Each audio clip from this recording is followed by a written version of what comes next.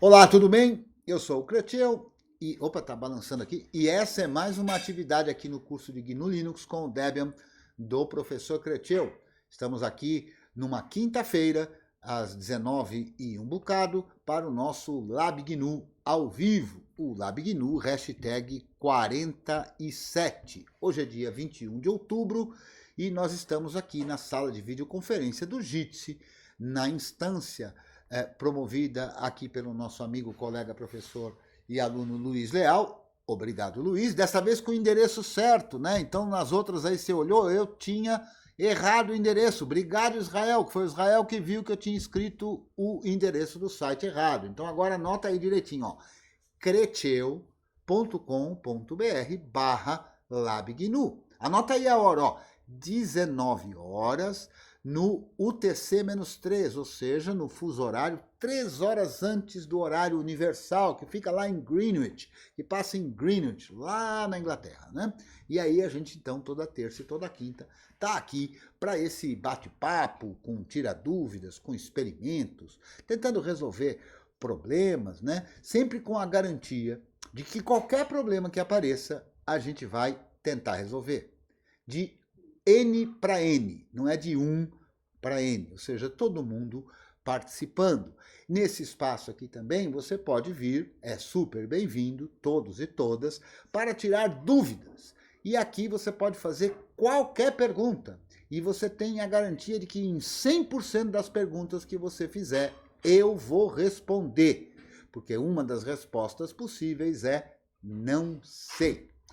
Nós estamos aqui também solicitando, pedindo, quem puder e quiser, colaborar aqui com o nosso canal. E essa colaboração, ela pode ser feita de várias formas, deixando um joinha para que a plataforma em que você está assistindo o vídeo ache que o vídeo tem relevância e recomende para outras pessoas. Você pode apoiar também compartilhando, né, levando aí para o seu colega, para os seus colegas de faculdade, para os seus amigos, familiares e etc., esse conteúdo que a gente acredita ser um conteúdo de qualidade.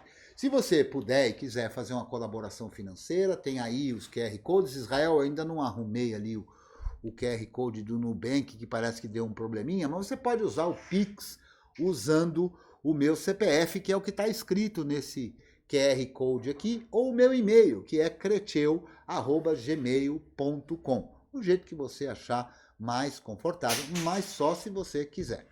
Se você puder e quiser e achar que a gente merece uma colaboração recorrente, a gente tem uma campanha lá no Apoia-se, que é o apoia.se/curso GNU. Aproveito para agradecer a todos e todas que têm colaborado com esse canal, da forma que cada um acha que deve colaborar. Muito obrigado. Com isso a gente vai permanecendo estimulado e continua produzindo este material. Se você está com dúvida, você pode me procurar nas mídias sociais por @Cretiel.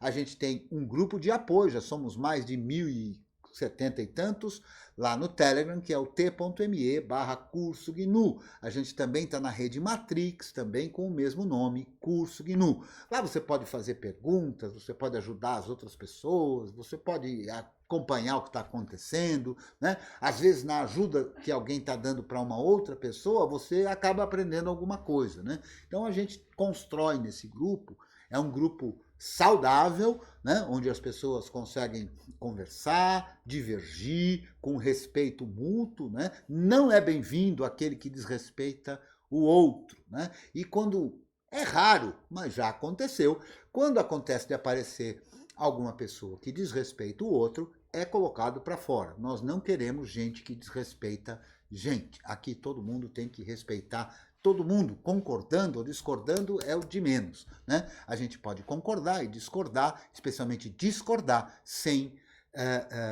ser desrespeitoso com as pessoas, né? A opinião mais correta é aquela que você constrói com você mesmo, né? E que você constrói coletivamente com todo mundo.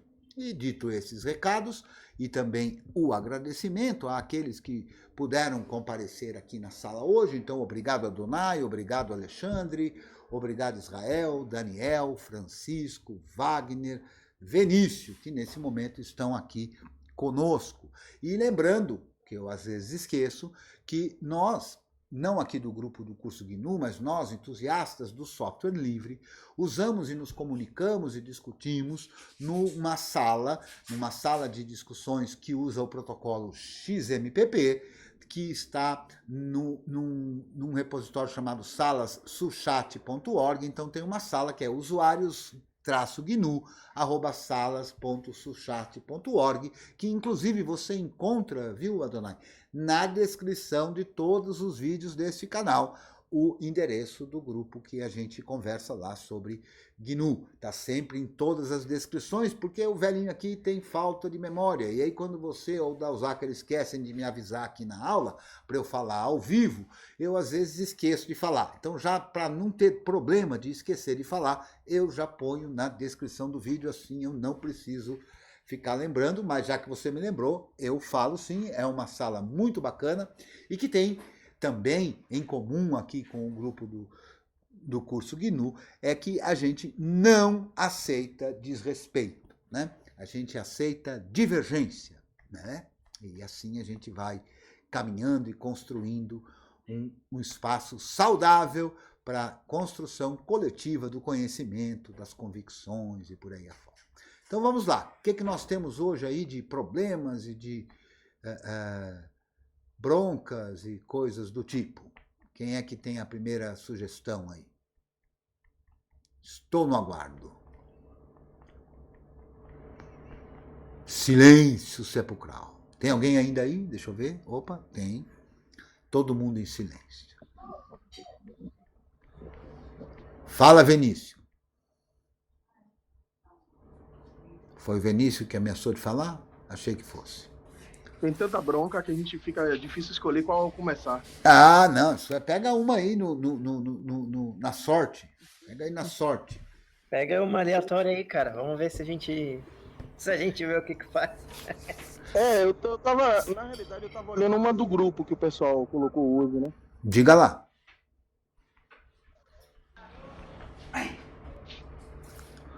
Eu falhei hoje um pouquinho no grupo, o dia foi bem atribulado, eu ainda não li as mensagens do grupo com a devida atenção, mas eu leio todas, viu? Eu leio todas.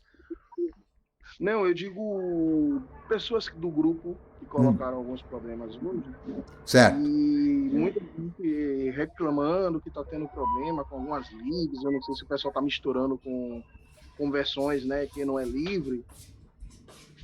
Não sei se você viu hoje, eu acho que teve uma questão sobre o Google Chrome, eu acho. Ah, bom, eu vi uma história do Google Chrome, na verdade, uma mensagem, né? A pessoa rodava lá um apt update, né? Vamos lá para o terminal, né? Uma pessoa rodava... Eu vou simular aqui o problema que a pessoa teve, tá? Esse problema eu me lembro bem. Então eu vou aqui no diretório etc e vou aqui no apt e eu vou fazer assim, cp sources.list e eu vou pegar esse cara, vou copiar no sourcelist.d com o nome lixo.list. E aí eu vou, cap não existe aqui esse programa. E aí eu vou editar ali e eu vou apagar um cara aqui e eu vou apagar um outro cara aqui, eu vou apagar um outro cara aqui e eu vou deixar só esse cara aqui, né? E aí o que acontece? Ele rodava lá apt update, né? E vamos ver o que acontece. Apt update e vamos ver o que acontece e aconteceu um erro. Que erro foi? Diz ali, ó.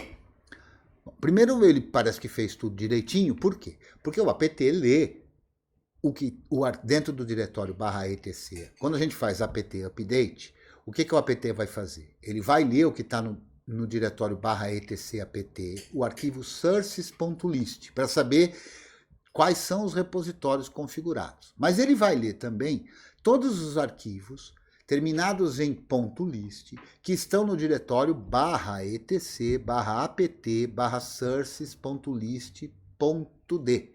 E eu fiz uma cópia lá. E aí a gente vai ver aqui, ó, que diz assim, olha, o main sources é configurado mais de uma vez. Olha só, ele ainda diz, ó, o etc apt source list linha 2 e o etc apt source.list.d lixo.list linha 1. Então a mensagem é claríssima, né? Inclusive isso serve de exemplo que a pessoa lá não se atentou, né? Existe um espírito janeleiro, e eu falo isso sempre para os meus alunos, né? Que é assim, resista a sair da janelagem. Porque qual é o procedimento janeleiro numa circunstância dessa? É esse aqui. Ah, não foi dessa vez, eu vou rodar PT Update para ver se... E não foi de novo, eu vou rodar PT Update para ver se vai. E não foi de novo, eu vou rodar PT... Esse é o pensamento janeleiro. O pensamento janeleiro acha que computador é uma coisa tal e qual um ser que tem vontades, um ser que tem humor, né? Então ele tenta, que é para ver se consegue, tenta forçar a natureza. Por quê? Porque é uma forma de treinamento que aconteceu na cabeça do janeleiro, que é não ler, não ler, não ler, não ler, não ler. E ao invés disso ele vai, tenta. A gente cansa de ver nos grupos aí de ajuda a turma dizendo, tenta isso, tenta aquilo, antes de saber inclusive qual é o problema da pessoa direitinho, a gente vê, tenta isso, tenta aquilo. Então é assim, não tenta, cara, não tenta nada. Não use este verbo, tentar. Eu nunca falo para os meus alunos, tenta. Porque tentar significa faz uma coisa que eu não faço a menor ideia se por que você está fazendo, eu não faço a menor ideia se isso vai ou não vai dar certo, mas vai que, né? Então isso não é papel de técnico, isso não é papel de quem sabe o que está fazendo. Então esquece tenta. Você pode dizer eventualmente, verifica se o arquivo tal tem tal coisa, verifica se o diretório tal tem tal coisa, verifica se o comando tal, que resultado dá o comando tal, mas nunca tenta. E sempre eu digo, a primeira coisa a fazer é analisar.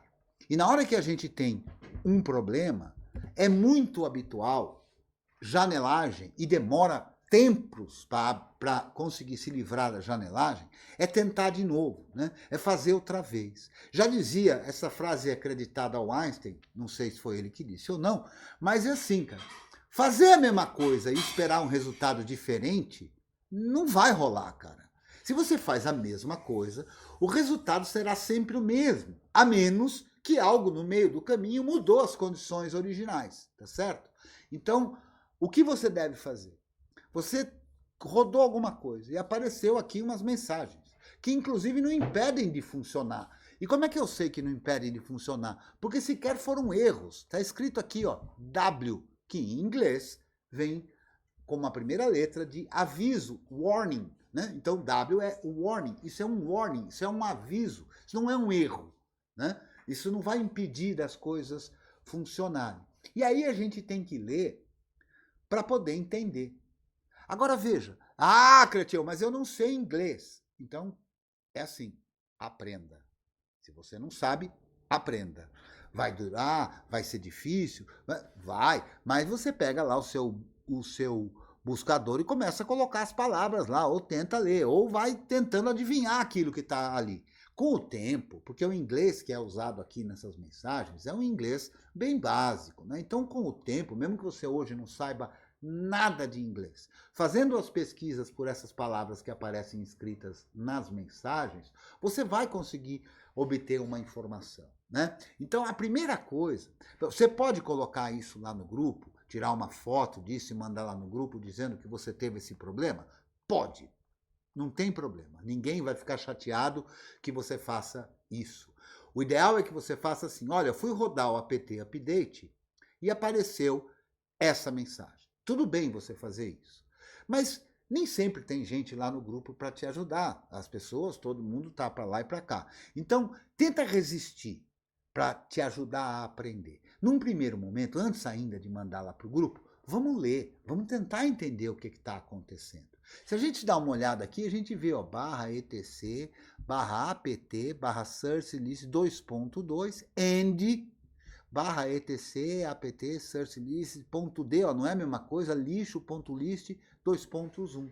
Só de olhar isso, Já dá para começar a querer sacar? Se não dá ainda, não tem problema. Com o tempo vai ficando fácil de sacar. Né? O que ele está dizendo é que a linha 2 do arquivo sources.list tem a mesma coisa do que está escrito na linha 1 do arquivo sources.list.d/lixo.list. Ou seja, tem um mesmo repositório, está configurado duas vezes, né? Multiple times, múltiplas vezes. Né?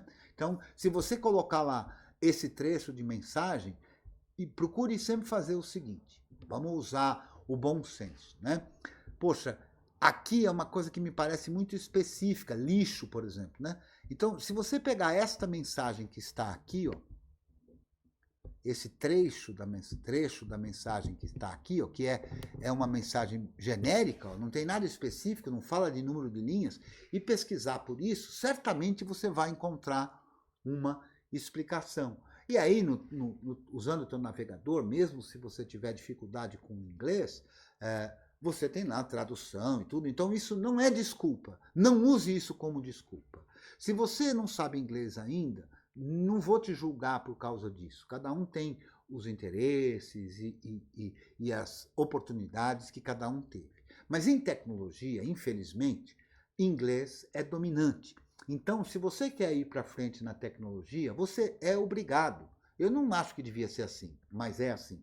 Você é obrigado a saber um mínimo de inglês. Um inglês para poder ler um manual, um inglês para poder ler um tutorial, um inglês para poder ler alguma documentação. Então, se você ainda não sabe, não tem dinheiro para pagar um curso, etc., não tem problema. Você vai se virando e aos poucos você vai conseguindo aprender, pelo menos para você se virar. Né? E aí você vai vendo que não é tão difícil assim, que aos poucos você vai conseguindo.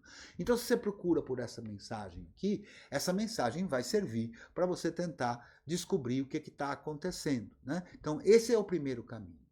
Por que isso é bom? Ainda que possa parecer menos fácil do que simplesmente tirar uma fotografia e mandar lá para o grupo. Porque se você tira uma fotografia e manda lá para o grupo, talvez alguém responda, olha, faz isso, faz aquilo, tenta isso, tenta aquilo outro, né? E tal, papapá. Ou alguém com mais conhecimento e paciência vai dizer, olha, o que está acontecendo é que a linha 2 do arquivo sources.etc apt sources.list está repetida no arquivo /etc apt sources.list.d/lixo.list. É isso que está acontecendo. Então, o que você deve fazer? Você deve apagar essa linha para ela não ficar lá repetida. Tudo bem? Mas veja só, quando isso acontece, você perde uma oportunidade de aprender, você perde uma oportunidade de descobrir coisas na sua pesquisa, né? Isso vai te facilitando para outras coisas quando num determinado momento não tiver alguém lá no grupo para responder ou não tiver o grupo para te ajudar. Né? Então, não perca essas oportunidades. Ah, tudo bem, eu pesquisei, dei uma pesquisada aqui e não achei. Ah, tudo bem, cara. Então vai lá e manda lá no grupo, não tem nenhum problema, vão ter pessoas lá para te ajudar. A pergunta como essa aqui é uma pergunta básica, mas não tem problema que a pergunta seja básica, não tem problema ser básico. Né? É uma pergunta, você não sabe. E aí, eu sou melhor que você porque eu sei a resposta disso? Não, não sou. Ninguém é. Né? Então não se acanhe. Pode perguntar, é básico, não tem problema. Né? Agora, tenta resistir e dá uma tentadinha sozinho, porque isso vai te ajudar lá para frente. Vai te ajudar a ir encontrando meios de descobrir problemas. Tudo bem? Então foi esse o problema que o colega teve lá. Né? E, inclusive, como se tratava de um repositório que era do Google Chrome, né? A gente falou lá no grupo que, olha, tentar resolver problema de software não livre não é bem o lugar aqui. Né? Então, e aí, enfim, às vezes acontece alguma coisa assim, ah, não, mas apareceu isso, né? Aí a gente já percebe esse espírito janeiro, de que apareceu, né? Como se as coisas fossem assim, o caos, né? Viessem do nada, né? Eventualmente, a gente, especialmente quando está começando, e eu posso falar isso com tranquilidade, porque eu também já passei por isso, né? Então, quando eu falo aqui, eu não falo como se eu estivesse numa posição de superioridade. Não estou, não me sinto estar. Né? Agora, é óbvio que como eu estou há mais tempo, eu já passei por uma porção de coisas que cada um, no seu tempo, pode passar. Isso não me faz melhor, mas isso me faz, é claro, numa condição de conhecimento maior do que a outra pessoa sobre determinado assunto num dado momento, né? Então eu estou aqui para tentar ajudar a promover com que você consiga ir crescendo e evoluindo, né? Então é isso aí. Aí a gente tem que ver o que aconteceu aqui. Então, lendo a mensagem, a gente vê que repetiu isso, mas vamos supor que não tivesse sido eu que fiz, eu vou editar o arquivo lá e olhar, né? Vou olhar que a mensagem me falou isso, então eu vou olhar, ó. Lixo, list. Não, sources.list.d lixo. Tem a linha aqui do repositório principal. Putz, eu não lembro como é que isso foi parar aí. O que eu fiz para isso ir parar aí? Isso não foi parar aí do nada. O que terá feito isso ir parar aí? Né? Eu tenho que Será me que ele colocou... Desculpa. Será que ele colocou isso via ambiente gráfico lá como um repositório? Não, na verdade ele instalou o Chrome. E o Chrome colocou isso. Eu acho que ele instalou o Chrome mais de uma vez, não sei.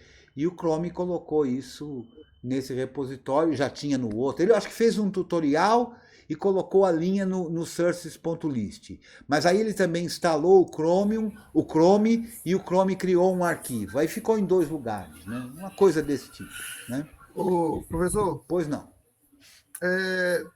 Tem muita gente, inclusive eu já fiz. Tem um site que você, quando vai configurar o Debian, a sources list, você abre, e aí você coloca tudo, inclusive sites de terceiros, né? E aí ele cria uma source list para você e você joga lá e funciona, entendeu? Bem. Mas isso é para quem está começando no início, né?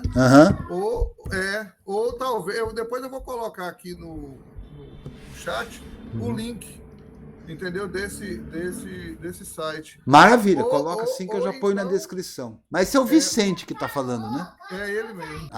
Meu sistema de reconhecimento de voz tá bom aqui. Obrigado, Vicente. Ou então, ele pode ter movido, né? Pode ser. O que ocorreu lá me parece que foi isso, porque era com o Google Chrome, né? Então eu vou apagar o arquivo, né? Então vamos lá, vou apagar esse arquivo que vocês viram que eu simplesmente copiei, né? E vou rodar o comando outra vez, né? Então, vamos lá. Se me permite um comentário. Permito. Se é que eu, precisa pessoalmente, eu acho estranho, a não ser, pode ser que eu esteja errado, né? Mas eu acho muito estranho, por exemplo, quando um pacote de um repositório de terceiro vai lá, um pacote Deb, por exemplo, vai lá e coloca uma entrada no sources list ou sourceslist.d. Porque, de uma certa forma, para quem administra sistemas, seria prudente, né? Você ter como fazer isso você mesmo e não não ser surpreendido às vezes com um repositório novo. Né? Você tem toda a razão, Adonai. Mas isso aí para mim é um espírito janeleiro a toda prova, né? Porque isso é comum no ecossistema Microsoft.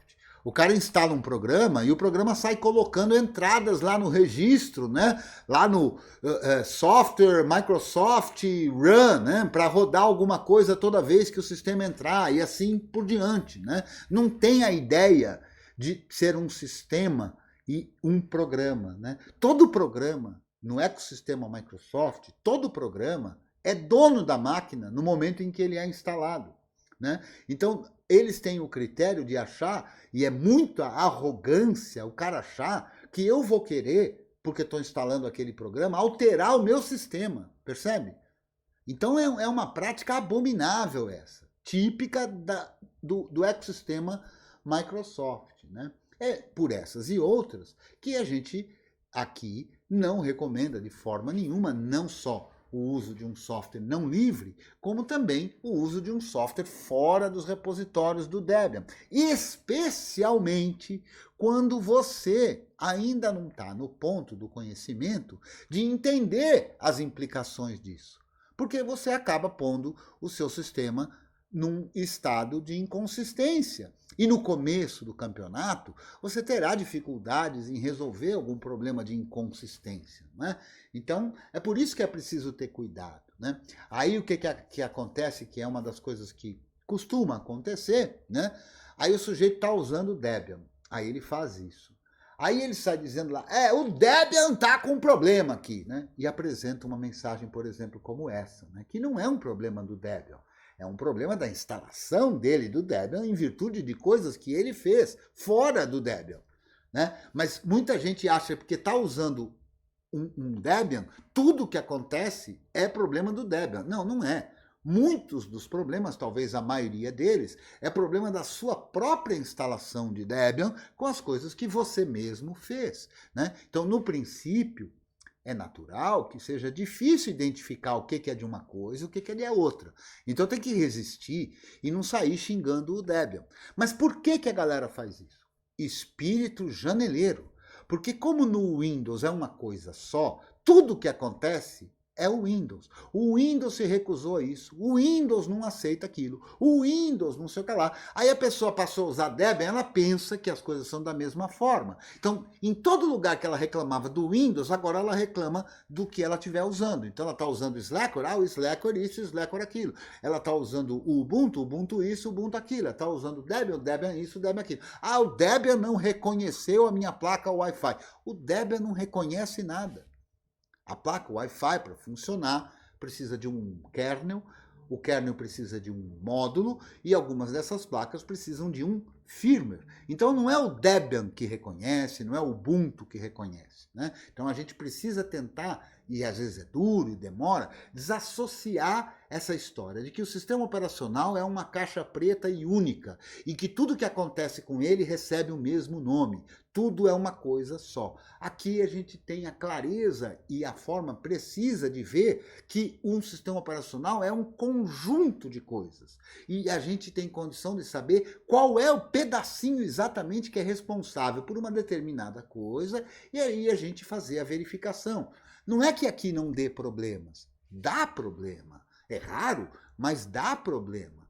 Agora, se você tratar todo o problema como se fosse um problema do sistema inteiro, nunca você vai conseguir aprender, né? É natural que isso ocorra e tente resistir, tente ir mudando essa mentalidade com o tempo, porque isso é resquício do Windows, onde lá tudo é uma coisa só, porque você não tem como interferir em cada pedacinho. Tudo bem? Vamos lá. Qual é o próximo problema? Tem 26 pacotes para atualizar aqui, hein? Opa, que show. Vamos ver o que tem para atualizar aqui. apt list upgradable. Olha só.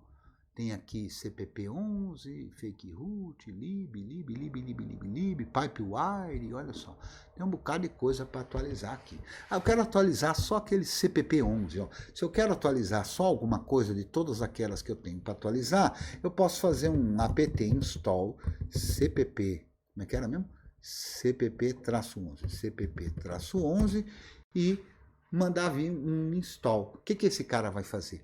Ele vai atualizar aquilo que eu mandei ele atualizar e ou, eventualmente, outras coisas que ele precisa atualizar para poder atualizar isso que eu falei para atualizar. Então ele diz, ó, os pacotes seguintes, os seguintes pacotes adicionais vão ser instalados. Mudou as dependências, uma dependia de uma coisa, agora mudou de dependência. Os seguintes pacotes serão atualizados, ó, tal.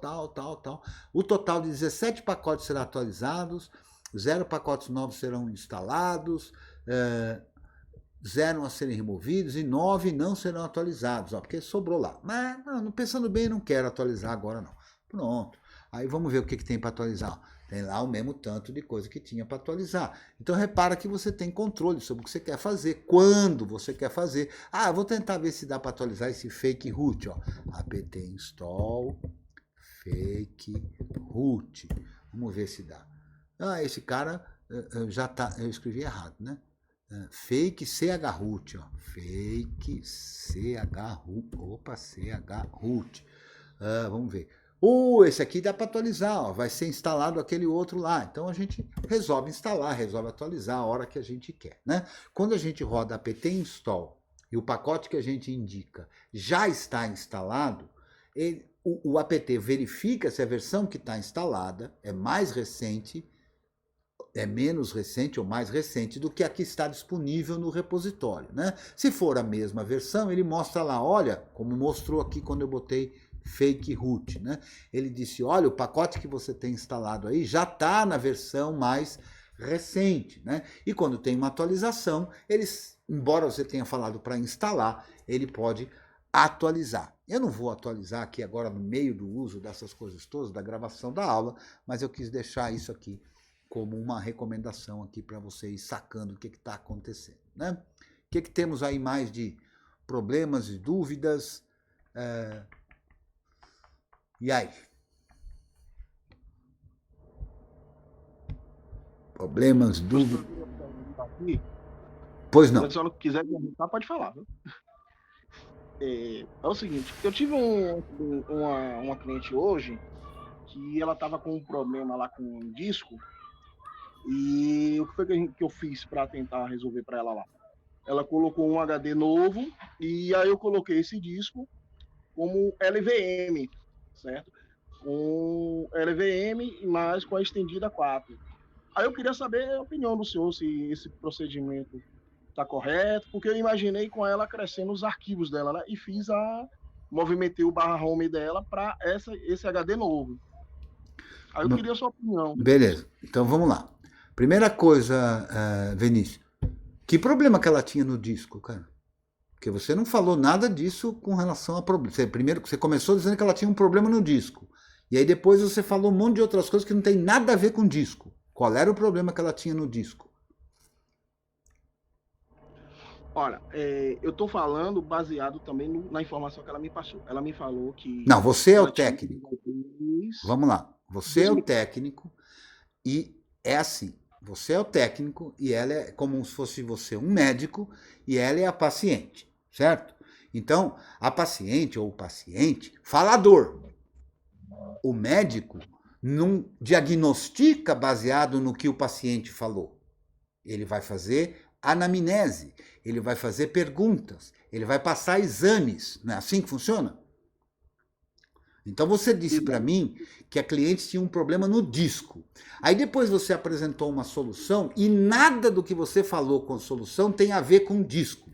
Nada, nada. Não fui eu que troquei o disco. Eu digo a parte física, o hardware. Ela me falou que alguém foi na casa dela, detectou que tinha um problema no hardware e tinha trocado e tinha colocado no hardware novo. Só que essa pessoa não conhecia o Linux, então essa pessoa ela não ativou o hardware para ela poder usufruir desse HD novo. Como então, assim não ativou o hardware, cara? Não criou partições, não Isso não tem nada a ver com ativar o hardware, cara. Partições não é hardware. LVM não é hardware. Sistema de arquivos não é hardware. Sacou? Sim. Então, como é que a gente soluciona problemas? Fazendo análise. O que é análise? Análise é separar pedacinho por pedacinho. Então, veja só.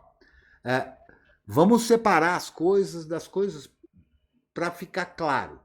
A cliente falou que tinha um problema no disco.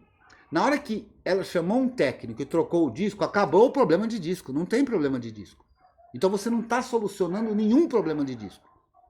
Você foi tirado dessa jogada.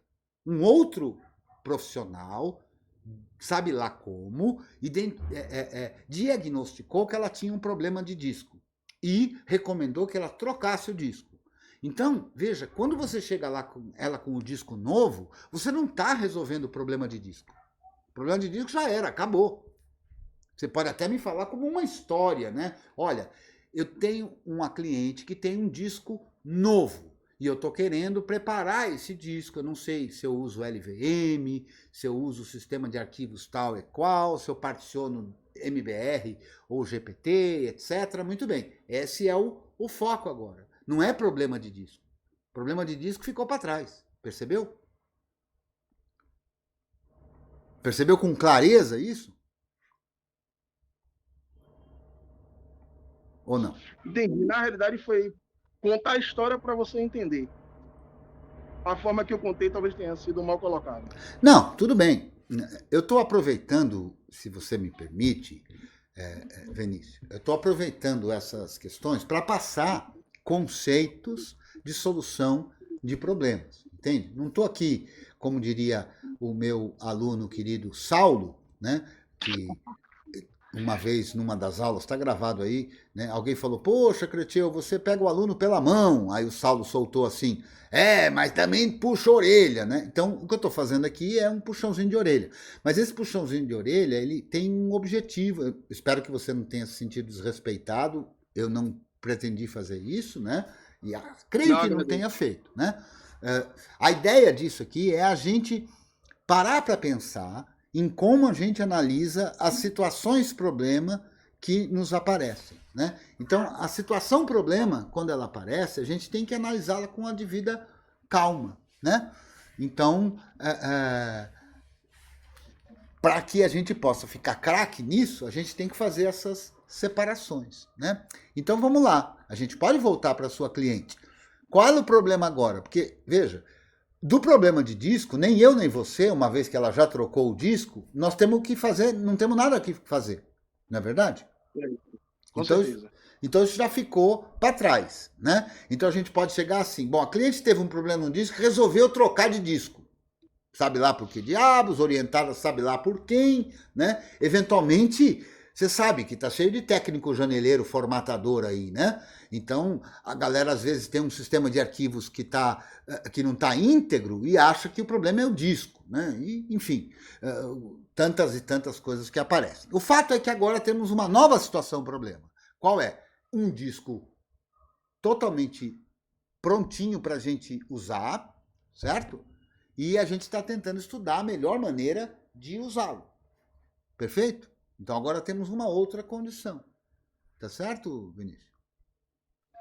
Certo. Na realidade, qual seria a minha dúvida? Está colocado de uma outra forma. E, professor, fique tranquilo que eu não me senti ofendido nem nada. É porque eu estou tentando passar da melhor forma possível para o senhor. Não, sim. É que a gente está aqui nesse bate-bola. Eu vou aproveitando as oportunidades para que eu possa fazer delas... eu possa tirar delas aspectos pedagógicos e ajudar outras pessoas que estão nos acompanhando aqui. Manda lá, Vini. Também agradeço. Na realidade, baseado no que eu vi e digamos assim, no diagnóstico que a cliente passou, ela me disse que ela salva muitos arquivos na máquina e que são arquivos importantes. Então, eu imaginei que, colocando o disco dela em LVM, ela teria uma boa opção para estar salvando esses arquivos. E para que ela não tivesse problema com o disco principal, eu movi o barra home dela para esse HD novo, com esse LVM lá funcionando direitinho.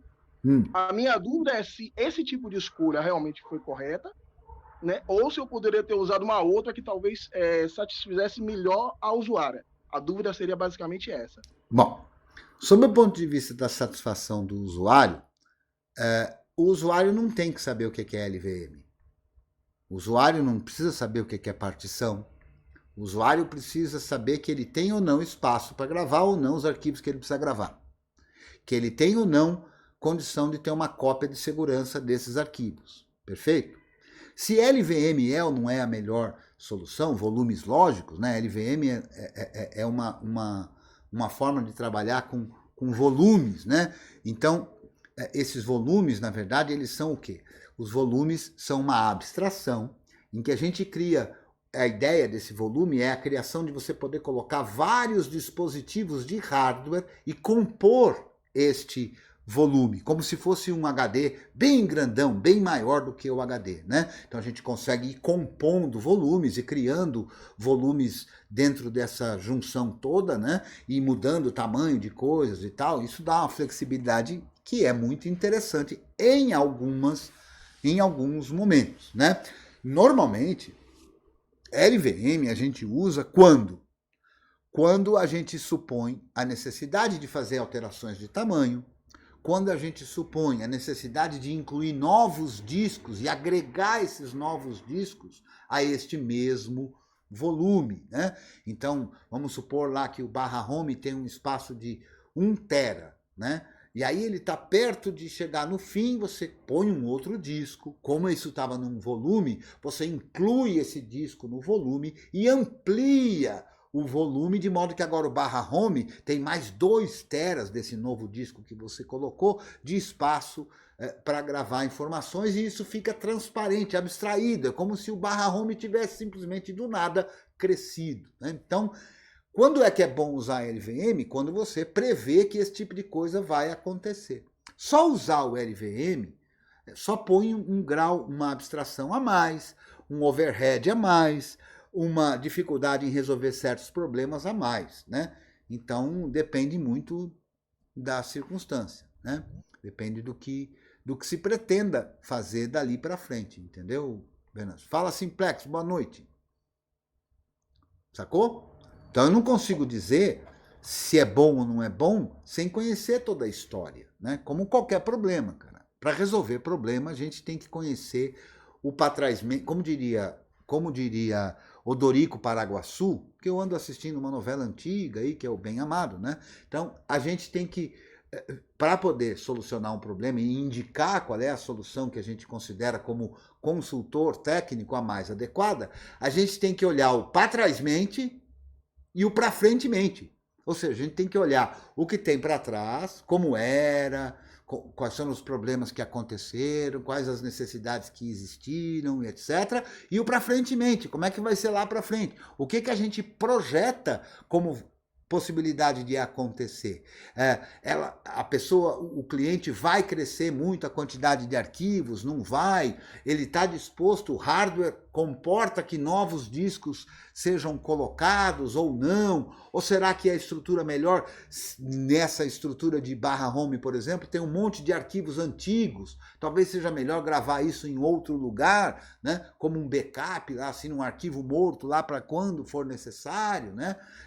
Tem uso de arquivos que, assim, você pode imaginar que um cliente mexe num monte de arquivos o tempo todo, mas tem outros que não. Tem outros que trabalham em cima de um projeto durante um mês em que está trabalhando em cima daquele projeto, e depois aquele arquivo precisa ser guardado, mas ele só vai ser consultado eventualmente, né? Ele não é mexido de novo, percebe? Aí um outro diretório, que aí sim é o projeto que está em andamento, que vai ser mexido de novo. Então a gente precisa ter noção, além da informática, a gente tem que ter uma noção do tipo de atividade que é executada, porque a partir dessas características é que a gente vai conseguir estabelecer qual é a forma mais adequada, tanto do tipo de backup que a gente vai fazer, como também do tipo de solução que a gente vai indicar. Então é preciso conhecer um monte de soluções, é preciso conhecer um monte de problemas para conseguir enxergar naquela situação qual é o melhor encaixe de pecinhas, percebe? E isso a gente vai, obviamente, adquirindo com experiência nesses problemas todos, né? E uma coisa que a gente precisa ter em mente é que não tem o melhor, né? Que todo este cenário é determinante do que é mais adequado numa determinada condição, né? E tem que estar muito claro isso, porque às vezes você pode até achar que o mais adequado é comprar isso, é por isso, e às vezes o cliente não tem naquele momento o orçamento para poder comprar isso, colocar isso e aquilo.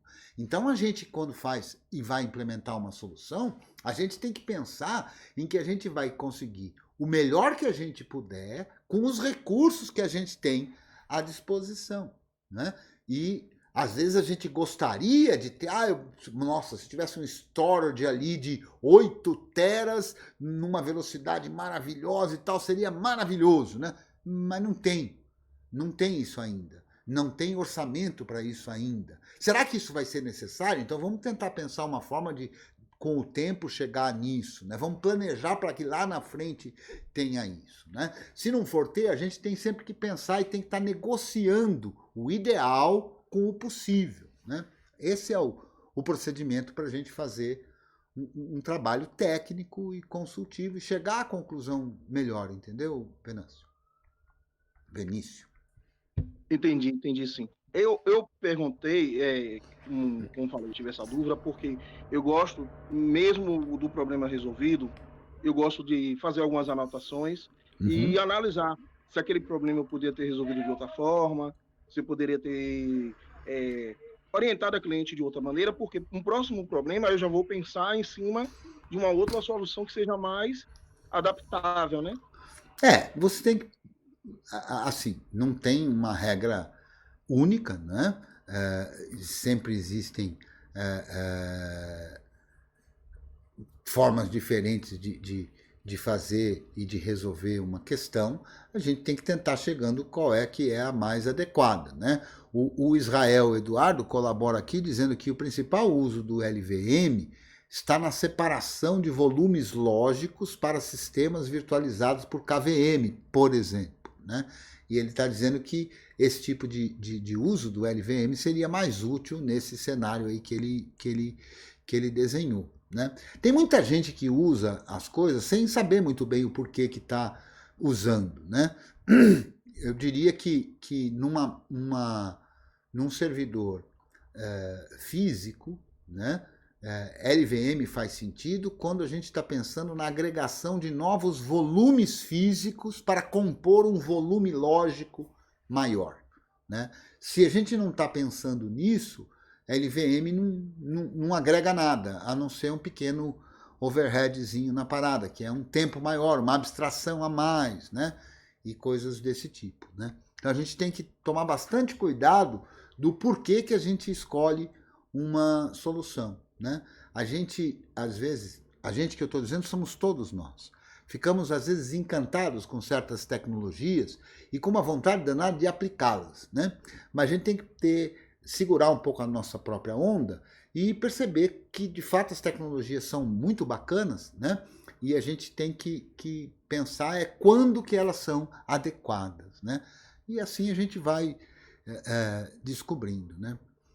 Deixa eu ver aqui, o Vinícius comenta aqui ainda também a quantidade de arquivo que ela tinha e porque o disco principal dela era de 32 GB, somente SSD, pois poderia diminuir para um sistema caso necessitasse. Eu não entendi, Vinícius, esse seu comentário.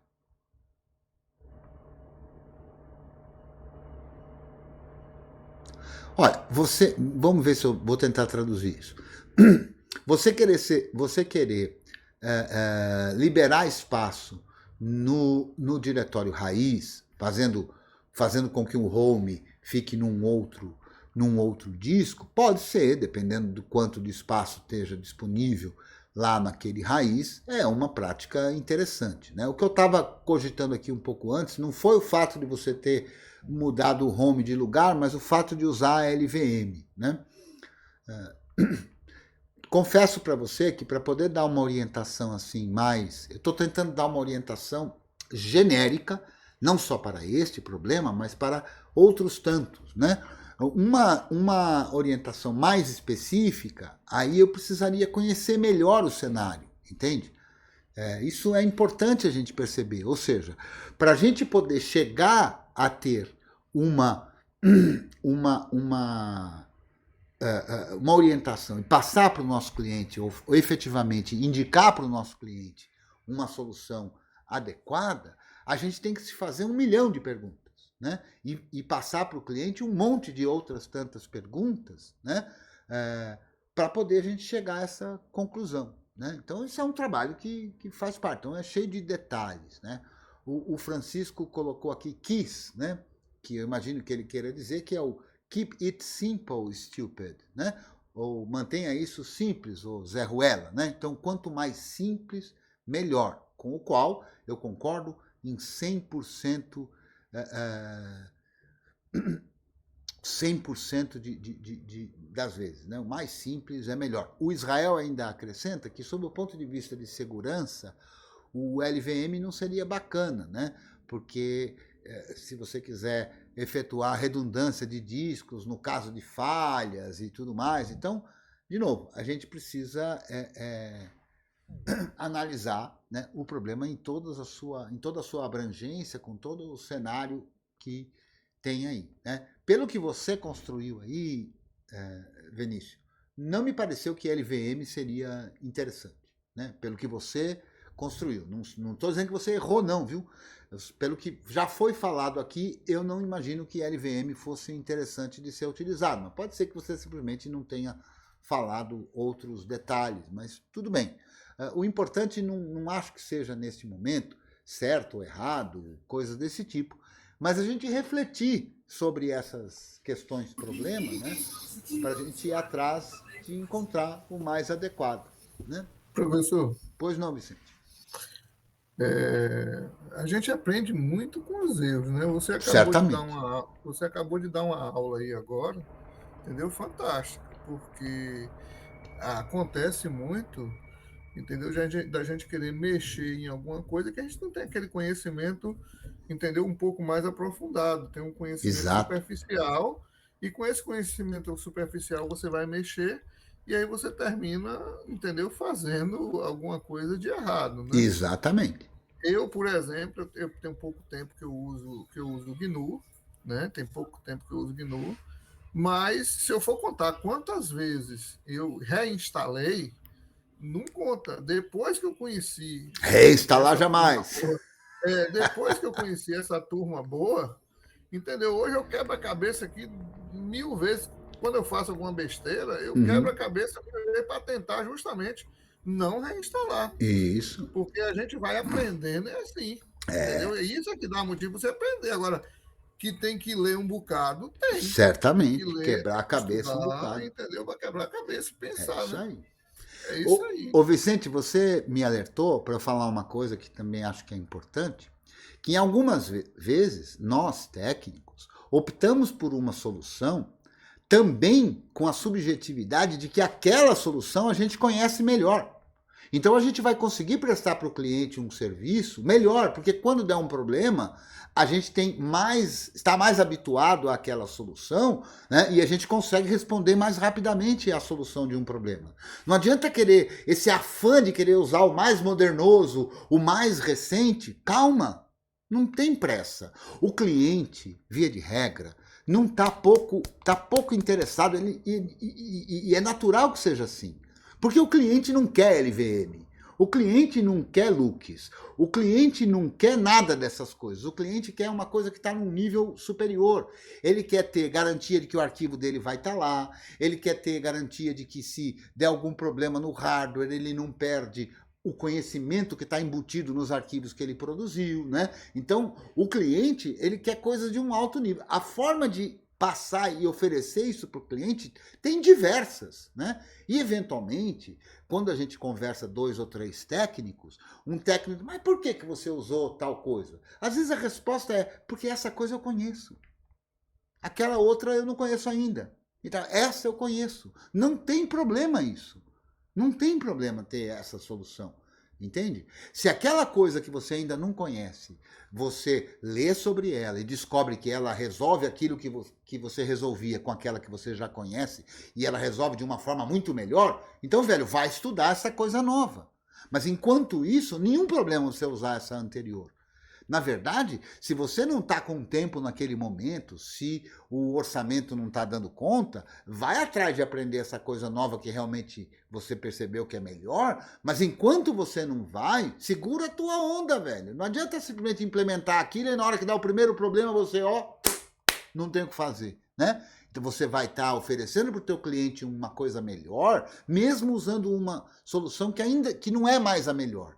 Mas porque no somar de tudo, o cliente ficou numa situação melhor. Agora, se realmente essa nova solução é muito melhor mesmo, então você tem a obrigação, como técnico, de estar por dentro das coisas. Sem o exagero do afã de já querer botar para funcionar tudo quando você ainda não está com firmeza dominando aquela tecnologia, né? Você vai estudar para dominar a tecnologia, né? Então, isso é super importante a gente perceber isso, né? Muito bem. O que disse o Wagner? É hoje! Não, é. E hoje eu quase substituí o Debian pelo... Não, Wagner. Mentiroso, não. Eu brinco aqui que o usuário de Mint é o mentiroso, o usuário de Pop é o pipoqueiro, tem o urubuntuzeiro e tantos outros aí, né? E tem, é claro, os usuários de Debian, né? Enfim. Ô, professor, Pois não. não pense que hoje é tudo sobre HD, vamos dizer assim, sobre hardware, Uhum. mas é porque assim, hoje parece que foi o dia. Teve um usuário hoje que colocou lá que estava tendo problema com o HD, ele parece que estava usando o HD como secundário, um HD externo, né? E que estava com medo desse HD dar problema. Ele sabia que o HD tinha bad block. E parece que estava precisando salvar algum arquivo, alguma coisa assim. Aí eu sugeri para ele, eu disse, olha, se você tiver um pendrive aí com 16 GB, monta um Linux nele, acessa o que você precisa pegar, mas também eu fiz a pergunta para ele, você que vai dizer quanto vale seus dados para você, porque você já sabe que tem um HD com bad block e continua usando. Pois é, né? Então, quando a gente tem bad block, o que é bad block? Bad block é quando um trecho do disco, um setor do disco, alguns setores do disco, que são chamados blocks, são bad blocks. Eles são malvados, sabe? Não é verdade. O que acontece é assim, o programa que vai fazer a gravação grava e faz uma checagem, né? E aí ele percebe nessa checagem que o que ele gravou não era o que ele tinha que gravar. Então ele percebe que, aí depois ele pode-se fazer testes e descobrir que aquilo que está sendo gravado não é o que era para ser gravado. Ele grava uma coisa, ele grava A, quando ele vai ler está B. Opa, tem alguma coisa errada, né? Então ele percebe que ali tem um trecho do disco, é físico isso. Não é uma coisa do software, é físico. E aquilo está com um problema. Então, o que é possível de ser feito? Bom, a primeira coisa, existem ferramentas e discos mais modernosos, né? Tem aí a ferramenta que chama Smart Tools, né? Então a gente tem aqui o Smart CTL, né? E a gente passa aqui o nome de um dispositivo, vou passar aqui, a gente tem, menos A aqui para ver todas as informações. Então a gente consegue ver uma porção de informações técnicas, recomendo você ler o manual e tudo mais, né? Então aqui vão aparecer informações de quando é que deu problema de leitura, quando é que não deu, o tempo de uso desse cara e tal, papapá, né? E um monte de informações técnicas, recomendo muito ler, tem uma porção de tutoriais sobre Smart Tools, né? Os discos mais modernos têm isso, né? Tem testes aqui a serem feitos, que é você poder... Para que serve esse tipo de ferramenta? Esse tipo de ferramenta serve para tentar diagnosticar quando um problema está chegando, para você tomar as medidas antes de dar a zica, né? Então, se você já está tendo um disco, você tem um disco que está dando bad blocks, assim, este disco já não é mais confiável. Você não precisa eventualmente jogar fora o disco logo de cara, não, mas ele não é confiável, ele não deve ser usado para armazenar uma informação crítica, ele não é confiável. Existem ferramentas, né, que uma delas inclusive chama exatamente bad blocks, que você consegue criar uma tabela com todos os bad blocks de um disco e passar para o sistema de arquivos. Olha, o sistema de arquivos não usa esses blocos aqui porque eles estão ruins. E beleza, e continuar ainda usando esse disco um bom tempo, né? Mas veja, se a gente está falando de um experimento, de uma coisa assim, é válida. Se você tem uma informação onde está o teu sistema e você quer que a coisa seja estável, velho, esse disco já era, simples assim. Não adianta querer inventar, não adianta querer forçar a natureza. O disco tem validade, vida útil, e ele está indo para o fim. Então, amigo, backup se deixou chegar nisso. E compra um disco novo. Mas não tem dinheiro agora. Bom, aí você que vai analisar o que você vai fazer, o que não vai fazer, né? Então a gente tem que deixar, e a gente como técnico, quando você detecta isso, para você não ter dor de cabeça lá na frente, é assim, cliente, o disco tem bad blocks. Esse disco precisa ser trocado. Então não dá para confiar na informação que tem aí. Se você continuar usando esse disco, pode chegar num dado de inconsistência que vai ficar muito difícil e muito caro recuperar informações que estão aí. Porque se você não deixa muito claro isso para o teu cliente, lá na frente vai ficar parecendo que você tem a obrigação de ir atrás dos arquivos que ele perdeu lá. Você tem que tocar o terror, cara. Você tem que tocar o terror dizendo, olha, esse disco não é mais confiável, troque-o. Inclusive, porque se ele não seguir a tua orientação, você cobra dele depois para poder fazer a recuperação desses arquivos. Por quê? Porque vai dar um trabalho danado e vai exigir expertise para poder fazer a recuperação desses arquivos, e isso não pode ficar parecendo, quando perder os arquivos, que a falha foi sua, percebe? Então, toda vez que você é colocado numa situação em que tem o hardware na jogada e ele não é mais confiável, você tem que tocar o terror com o seu cliente. Você não pode esconder dele isso, porque senão depois vai sobrar para você. Vai parecer que foi você que não fez algo que devia ter feito e por isso ele perdeu os discos. Então, nem eu nem você queremos que o cliente depois diga lá para o amigo dele, aquele técnico lá, ele era mais ou menos, cara, mas ele era técnico lá e eu perdi um monte de arquivos. Cara, o que a gente quer é que o nosso cliente chegue para o amigo ou amiga dele e diga assim, cara, aquele técnico lá, ele tinha razão, cara. Ele tocou o terror quando eu tive o disco, mas eu estava sem dinheiro e tudo, não pude comprar outro disco, aí no fim acabei perdendo um monte de coisa lá, mas ele me avisou, né, o que eu pude fazer. É isso que eu acho que a gente tem que fazer. A gente tem que, porque a gente não tem o que fazer com relação ao hardware.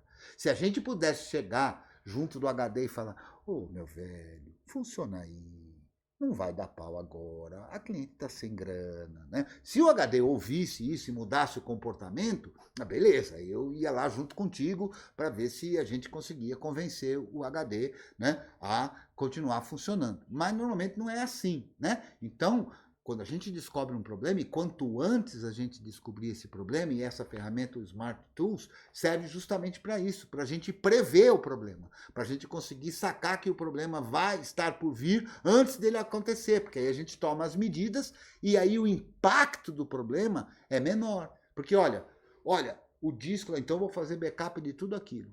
E vou fazer backup diário, e vou fazer isso, e vou fazer aquilo, e tá tudo bonitinho. Deu um problema. Não perdi nada, cara. Tá aqui tudo no backupinho, bonitinho, né? Então, eu acho que essa é a linha que a gente deve seguir. É a linha que eu acho que todo técnico deve seguir. Muito bem. O Francisco fala aqui que só usa o Debian, porque as outras distros derivadas ou variantes são apenas cópias adulteradas. São versões modificadas, né, Francisco? É isso aí. De verdade, a gente entende que tem públicos diferentes, necessidades diferentes, né? Mas é óbvio que a gente não vai perder a oportunidade de tirar sarro, de brincar e tudo mais, né? Mas aqui todo mundo é bem-vindo, use o sistema operacional que quiser. É claro que a gente dá preferência, óbvio, né, para aqueles que usam software livre ou para aqueles que estão tentando usar software livre, né, e a gente tem toda a disposição do mundo aqui para ajudar as pessoas a se libertarem do nefasto que é usar um software que não é livre, né? Muito bem. Opa, o que mais fala aqui? Vamos ver, papapá. O Francisco disse antes aqui que ele saiu do Ubuntu e foi para o Debian depois que me conheceu. Olha só, tá vendo? Que bom. Não, você saiu do Ubuntu e foi para o Debian porque você, né? Enfim. E aí, o que temos mais aqui? Deixa eu ver como é que está o nosso tempo aqui. Como é que está? Estamos aqui com 1h03. Ainda temos um tempinho aqui. Estamos folgados, né? Se alguém tiver... Vamos lá. Eu aproveito uma nisga de dúvida para falar um monte, né? Wagner, muito bem. O Wagner está contando aqui para nós que saiu do Janelas. Eu fico super contente, cara. Super feliz por você, né? O Israel está contando aqui que ele usa o Debian, né? Desde a péssima experiência que ele teve com a Microsoft, né? Eu acho que é isso aí, né? Isso aí. Muito bem. O Vinícius, estou achando que parece que ele vai embora, porque ele está agradecendo aqui já as dúvidas que foram tiradas. E aí, o que temos mais aí para a gente brincar aqui? Vamos ver, tem aqui Ah, não vai não. Então fica aí, Vinícius. Não vai não. É porque você já viu agradecendo ali, eu achei que você já estava se despedindo. Não, melhor ainda, fique aí. Fique aí, né? Vamos lá. O que temos mais aí de dúvidas? Como eu faço para deixar o temate automático? Iniciar sozinho? É isso que você está falando, Van? Rodou a máquina e já sai rodando o temate? Acho que é isso, né? Eu não sei, cara, eu nunca fiz, mas eu vou mostrar como é que é o segredo para a gente descobrir essas coisas. Ó. O segredo é man temate. E a gente vai ler aqui, ó.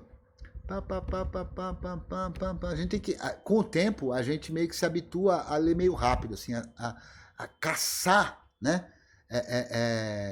Informações com uma olhada rápida, né?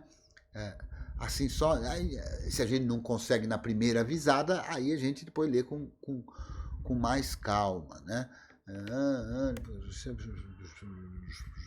Tô vendo aqui que não é nada disso, que tem um monte de coisa aqui, que tem um monte de coisa aqui. Temática, tem aqui as coisas. Isso aqui são só os comandinhos.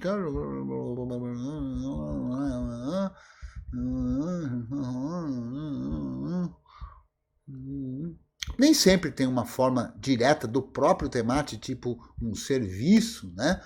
Não sei se tem, confesso que não sei. Né? Então aqui eu já fico imaginando, bom, se ele tem uma forma de funcionar como um serviço, né? Como a gente está num sistema cheio dos negócios de System D, a gente pode botar um serviço, pode ser que a gente possa criar um serviço para isso, se não tiver, né? Ou simplesmente a gente colocar num script qualquer que inicie o negócio para a gente botar para ele rodar sempre, né?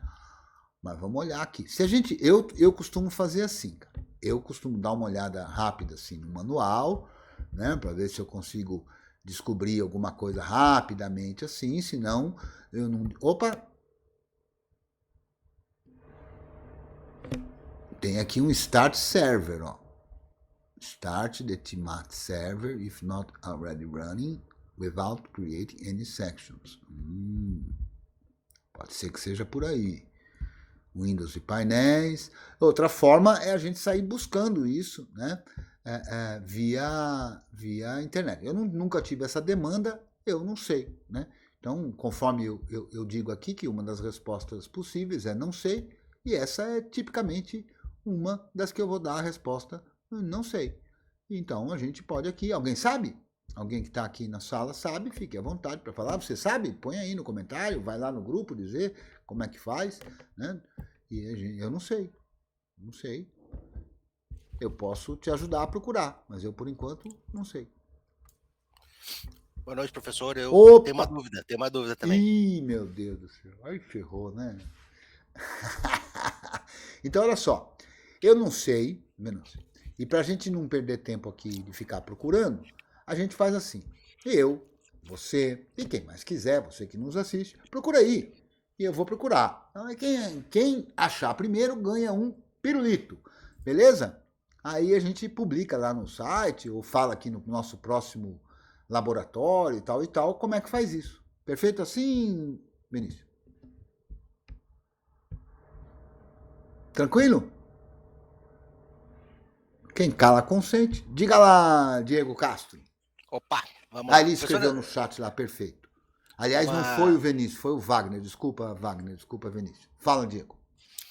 Olha só, surgiu até essa semana uma demanda de um colega aqui que tem a seguinte situação, tá? Ele tem uma série de servidores, certo? Né, e ele tem vários fornecedores, tá? Vários fornecedores que acessam esses servidores, tá? E eles estão implementando lá a questão de segurança, troca de senha, né? Então ele solicitou que uma ideia para fazer o seguinte: eu não quero que meus fornecedores acessem os meus servidores como root. Tá? Porque todo mundo tinha senha do root, aí todo mundo fazia tudo e no fim, quando dava um problema, não era ninguém.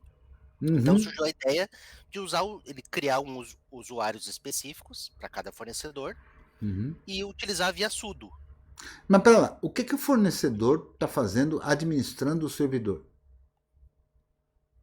Pois é, aí já é outra questão. Não, mas essa para mim é a mais importante. Não, eu acho que é servidores de aplicação, né?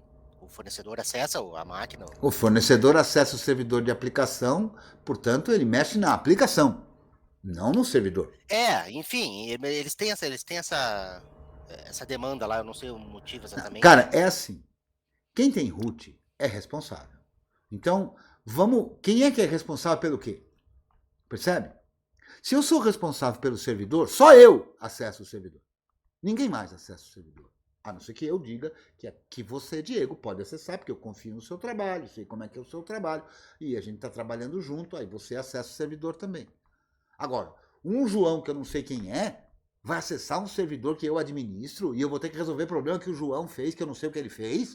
Não existe, cara. Esse é um problema. Eles não existe. Não existe administração. Existe administração de mais de uma pessoa num servidor? É claro que existe. Eu e você trabalhamos juntos, estabelecemos uma metodologia, aí cada um tem o seu próprio usuário, a gente tem sudo, você se loga com o seu usuário usando uma chave pública sua, e aí você faz o que tem que fazer, só que a gente está coordenado, a gente está combinado o que deve, o que não deve fazer, a gente está combinado, a gente tem um relatório, você o que faz, escreve lá no negócio, eu posso olhar lá o que você fez, e a gente está combinado. Agora, duas pessoas administrando um servidor, que uma faz uma coisa, outra faz outra, ninguém sabe o que fez. Isso não existe, cara. Isso aí chama-se bagunça. Fora. Existe, né? Tem aos montes, né? Tem aos montes pra quem quiser, cara. Eu tô fora. Eu tô fora. Enfim, eu não sei qual é eu não sei por que isso aí era assim, entendeu? Agora, ou seja, eles estão tentando restringir. Sim, mas não adianta ser com sudo ou com su, cara. Não é esse o problema. O problema é que qual é o sentido de alguém que está cuidando de uma aplicação se envolver na administração do servidor? Ora, mas ele precisa. Então eu tenho que entregar para ele um servidor inteiro. Ele cuida do servidor e cuida da aplicação. Aí eu ponho uma máquina virtual para ele, que é servidor e aplicação. E qualquer problema que der, do princípio ao fim, salvo a virtualização, que sou eu que estou cuidando, é problema dele. É simples, cara. É simples. Agora, não pode o cara que cuida da aplicação mexer no servidor. E aí a aplicação dele não funciona e eu vou ter que resolver o problema do servidor, que não fui eu que promovi, não sei o que foi feito, quando foi feito. Não rola, cara. Não tem solução isso, cara. Pois é, enfim, como eu disse, eu desconheço o histórico porque isso é assim, né? Não, porque agora... na verdade, nem importa, na meu ver, né? O que importa, não, tá errado, né? Com certeza tá errado. Muito claramente, é que as coisas têm que estar muito divididinhas, entende? É claro que se você é funcionário, né? Se não é você que bate o martelo, eu consigo compreender. Mas quando você é técnico, mesmo que você não seja funcionário, tem que estar tudo claro, cara. Olha, eu não posso me responsabilizar por nada que é feito nesse servidor, porque outras pessoas estão fazendo. Ah, mas vai ser assim mesmo. Tudo bem, vai ser assim mesmo. Se você não está na posição de dizer não vai ser assim, não me envolvo nisso, né? Então, tudo bem, vai ser assim mesmo, mas eu não posso me responsabilizar pelo que acontece. Pronto, é simples assim, entendeu? O que não pode é gerar uma falsa expectativa, entendeu? Que aí você é responsável por uma coisa que não existe. Eu, sinceramente, Diego, eu acho assim, cara. Não é a primeira vez que acontece isso, sabe? É assim, eu não me meto numas histórias dessa porque isso é garantia de zica, cara. É garantia de zica. Entende? Justamente isso foi justamente garantia, isso que eu falei. Cara... Porque amanhã alguém diz, mas foi o Cretiel que mudou tal coisa aí, por isso que não tá funcionando, cara. E aí eu vou ter que ficar respondendo sobre alguma coisa que eu também não tenho como ter certeza absoluta, entende? Porque mais de uma pessoa mexeu. Então não existe isso, cara. Não existe, cara. Quem tem 2 relógios nunca tem certeza de que horas são, cara. Não existe. É verdade. Não, realmente, como eu disse, eu desconheço o motivo, né? Eu acredito que ele tenha... Mas sai fora disso, Diego. Não, mas não, calma. Sai fora disso, pelo amor de Deus. Foi só... Não tô envolvido nisso. Foi uma ideia aí que esse colega pediu, né? A ideia é essa, cara. Não é su ou sudo. A ideia é que cada um cuida do seu fiofó, meu amigo. Sim. Cada um cuida do seu. Pelo que eu entendo, tá? tem uma aplicação no servidor, sei lá, tem alguns comandos ali que o fornecedor utiliza, né, para Mas não como administrar a root, aplicação. Não como root. Pois é, o cara, hoje em dia, o fornecedor tem o root. Ele quer tirar o root do fornecedor, tá? E através do sudo, eu acredito. Mas não muda nada se é root ou se é sudo, cara. Se Não, mas alguém administra uma aplicação, não administra o servidor, entende? Então, se alguém administra uma aplicação, não tem que ter root para nada, para nenhuma atividade. Senão não é uma aplicação, senão é o sistema. Só tem root quem administra o sistema, cara. Se tem uma aplicação que para ela funcionar alguma coisa precisa de root, essa aplicação tá uma bosta. Precisa mudar. A aplicação não tem que ter root. É simples, cara. Então a questão não é se é com su ou com sudo. A questão é que quem administra uma aplicação e não um sistema. Percebe? Então tá tudo errado, meu velho. Tudo errado. Não, com certeza, com certeza. Mas a pergunta em si seria, com o sudo, Cara, eu me recuso a responder essa pergunta, Diego. Tá, bom, então... Por que eu me recuso? Porque foge da questão, entende?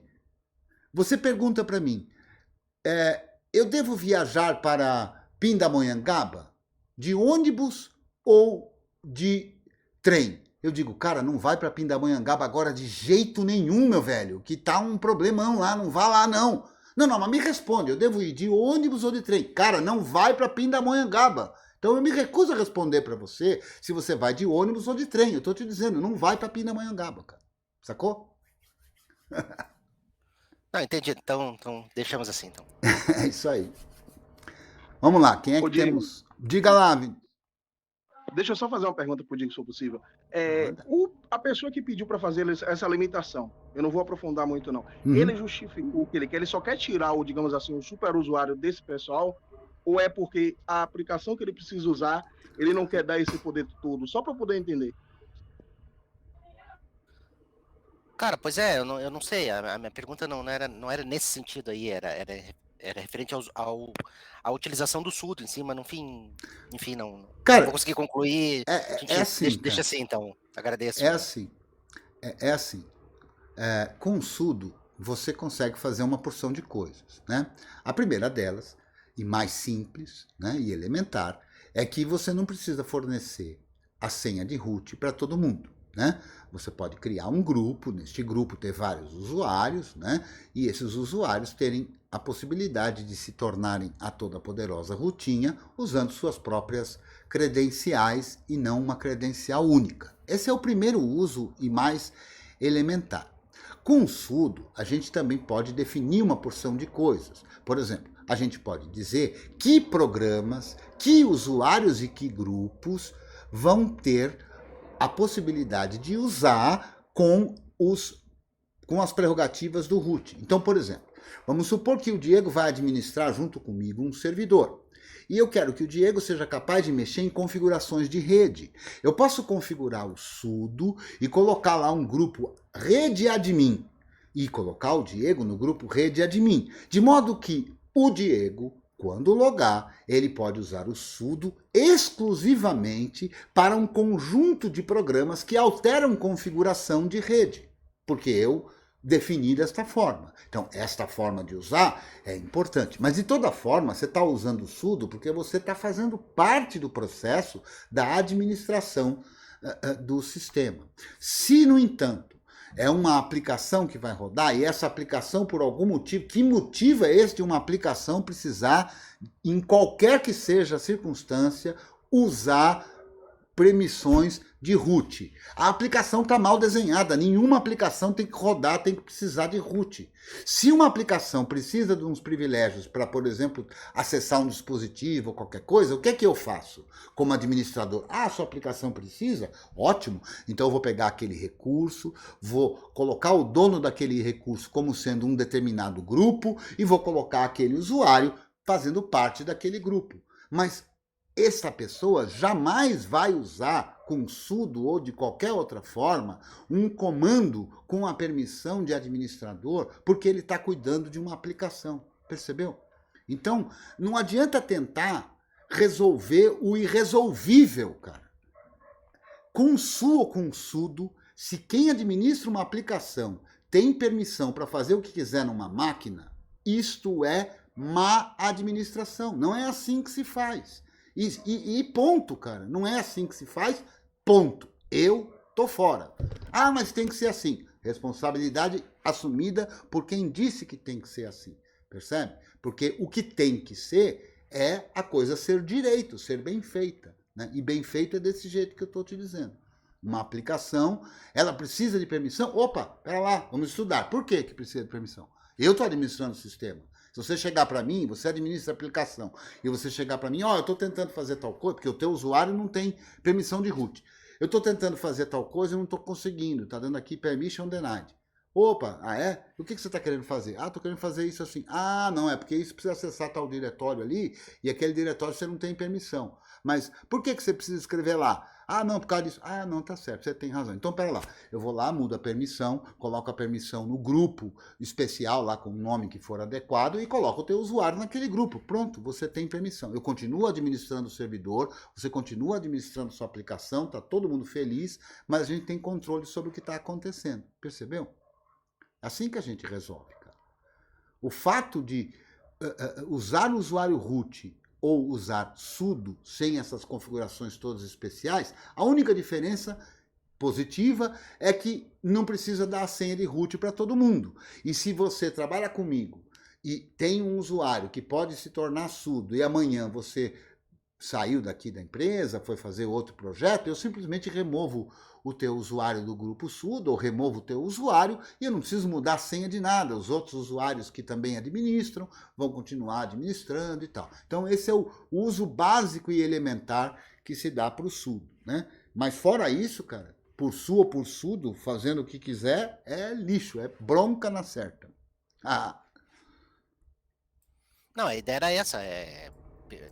Eu particularmente, até nos meus laboratórios, eu posso configurar o sudo para o usuário terceiro, enfim, executar alguns comandos como se ele fosse o root, tá? Isso mas, cara, mas mesmo assim, para que que alguém que está administrando uma aplicação precisa de root, né? O Israel sugere aqui que uma das possibilidades é usar um chroot. Tem outras tantas, cara. É usar container, é usar uma máquina virtual que seja administrada e com a responsabilidade, entendeu?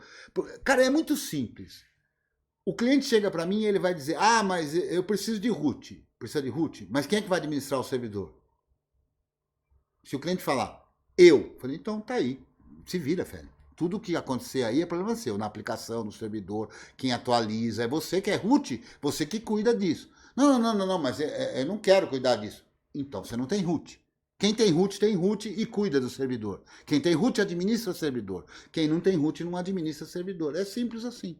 Agora, em muitas circunstâncias, como essa daí, um container pode resolver essa questão, um chroot, como falou o Israel, tem 1001 formas, cara. 1001 formas. Esse caminho me parece um caminho muito desktopiano, entendeu? Um caminho muito de, sabe, eu e você moramos na mesma república e aí a gente de vez em quando um mexe, de vez em quando o outro mexe, então a gente bota lá um sudo, de vez em quando você faz um negócio, de vez em quando eu faço o outro. Isso aí é aquilo que a gente chama de fundo de quintal, entendeu? Trabalho mal feito, que em 100% das vezes, em algum momento, vai dar uma bronca do caramba e aí vai ser aquela história de... Mas que é que tinha um ditado antigo que fala isso, mas eu não sei se eu vou conseguir lembrar. Mas é assim, fica todo mundo querendo procurar um culpado, entendeu? Tirando da reta a sua própria responsabilidade. Então é assim, esse tipo de solução é uma solução natimorta, cara. Já nasceu morta. Eu acho que é assim, Diego. Precisa elevar o nível. Precisa ir para um nível de profissionalismo maior do que esse, entende? Então... do contrário, cara, sempre vai dar dor de cabeça, cara. Sempre vai dar dor de cabeça. Se o cliente escolhe fazer assim, não tem problema, cara. Não tem problema. A questão toda não é você tentar impor o que deve ser feito. Não. Mas você tem todo o direito, e a meu ver, como técnico, o dever, de impor e nas condições que você obtém, até onde vai a sua responsabilidade. Você tem que saber até onde vai a sua responsabilidade e assumir a sua responsabilidade até onde ela vai, e não depois disso, entende? Eu não posso assumir, por exemplo, você fala para mim aqui, Diego, cara, deu um problema aqui no meu HD. Você vem resolver? Eu? Por que eu? Eu não tenho responsabilidade sobre isso. Eu posso te ajudar, eventualmente, mas eu não tenho responsabilidade sobre isso, entende? Então, aquilo que a gente assume a responsabilidade como um técnico é porque a gente tem as condições materiais, o expertise e tudo mais, para poder assumir aquela responsabilidade. Assumir responsabilidade sobre coisas que a gente não tem controle, cara, vai quebrar a cara mais cedo ou mais tarde. Vai passar por uma imagem de incompetente, cara. Eu prefiro passar uma imagem que é assim, cara, aquele cara é foda, cara, ele não topa nada, cara, nada que a gente fala ele topa, cara. E em contrapartida, cara, tudo que ele topa, ele também vai lá e cuida que fica, sacou? Esse negócio de ficar topando umas coisas para ver o que faz, não é o meu perfil, eu acho que não rola, saca? Vamos ver aqui. Você é o Israel, né? Perguntando para mim se eu já passei algo sobre como gerenciamento de monitores no GNU para quem quer explodir alguma janela em determinado... Como é que é? Explodir a janela? Com X-RAND? Depende muito do gerenciador de janelas que está sendo utilizado, né? Aqui no i3 a gente mexe na configuração, né? E cria com o X-RAND pode criar os vários containers das janelas, né? E com a configuração do i3 a gente pode definir o que a gente quer que vá em que janela. Com o Cinnamon, eu não sei, viu, Israel? Eu não sei como é que o Cinnamon trata isso, né? Vou ficar devendo, eu não sei como é que faz para configurar no Cinnamon para que uma determinada área de trabalho vá para um determinado monitor e para aí, se eu pegar uma janela e jogar para aquela área de trabalho, ela automaticamente vai para aquele monitor. Eu não sei como é que funciona isso no Cinnamon. No i3 eu sei que é assim, mas sei também por conta de assistir os vídeos do Blau Araújo, né? Que aliás eu recomendo, da comunidade DebXP, né? Assiste lá, tem grupo no Telegram, tem sala no Matrix, né? Então tem uma porção de cursos super interessantes de Shell GNU, de AWK e tantos outros, né? Muito bacana, Blau Araújo da comunidade DebXP. Eu sei disso do i3 porque ele tem mais de um monitor e aí ele me mostrou, eu vi os vídeos e tal, mas eu tenho um monitor só, então eu nem uso, mas eu sei que no i3 é tranquilo. Agora no Cinnamon eu não faço ideia não, a gente tem que dar uma pesquisada aí para poder descobrir, né? Mas eu não sei não. Não sei se alguém aqui na sala sabe. Certamente tem como fazer um script para isso ocorrer. A questão é como é que... O script tudo bem, mas agora o que você precisa? Você precisa falar para o teu gerenciador de desktop, o gerenciador de janelas, que ele deve ter esse comportamento. E eu não sei como é que faz isso, mas a gente pode pesquisar sim, cara. Podemos descobrir aí juntos. Não sei se alguém aqui sabe. Eita, que o tempo passou rápido. Vamos lá para o próximo. Já estamos aqui em 1h30. O que temos de mais aqui? Também eu estou abrindo de lona, né, Israel? Não sei responder a tua pergunta, não soube responder a pergunta lá do Wagner, acho que foi, né? Sobre também já esqueci. O temate automático, né? Enfim. O Adonai colabora aqui dizendo que no i3 pode ser definido como um switch no arquivo de configuração. Adonai, mas se ele usa o Cinnamon, a gente, para ajudar mesmo, tem que descobrir como é que faz isso no Cinnamon. Né? Foi só um exemplo que eu dei do i3 para dizer que sim, isso é possível e certamente também é possível no Cinnamon. Agora, como é que é no comportamento do Cinnamon, eu não sei, só a gente pesquisando. Aí a gente pesquisa aí, quem alguém descobrir, se descobrir, a gente põe lá no grupo, vem aqui no próximo laboratório para falar disso daí, né? Muito bem, eu acho que em virtude já de estarmos andando aqui já 1h30, eu vou para o encerramento, agradecendo novamente a presença de todos aqui na sala, né? Obrigado, Israel, Adonai, Francisco, Vinícius, Vicente, Diego e o pessoal que já esteve aqui, já foi embora também, e também, é claro, você que está nos acompanhando até uma hora dessa, aí, né, maratonando os vídeos e tal, com toda a paciência do mundo para nos ouvir aqui, né, e eu reitero, arruma um horário aí, cara, terça-feira, quinta-feira, 19 horas, vem com a gente aqui, vem trazer tuas dúvidas, críticas, sugestões, tá valendo tudo aqui, né, nós estamos aqui no Lab GNU, e que você pode acessar, então, todas as terças e quintas. Não precisa pagar inscrição, não precisa nada. Aparece aí e que a gente conversa, né? creteu.com.br/labgnu. Tá curtindo? Pensa em apoiar esse canal. Pode ser com um joinha, pode ser compartilhando, e se você tiver numa condiçãozinha melhor e achar que a gente merece, pode ser aí com uma colaboração financeira, tem aí os QR Code, se a tua situação estiver melhor ainda, você achar que a gente merece, tem aí a nossa campanha no Apoia-se, apoia.se/Curso GNU.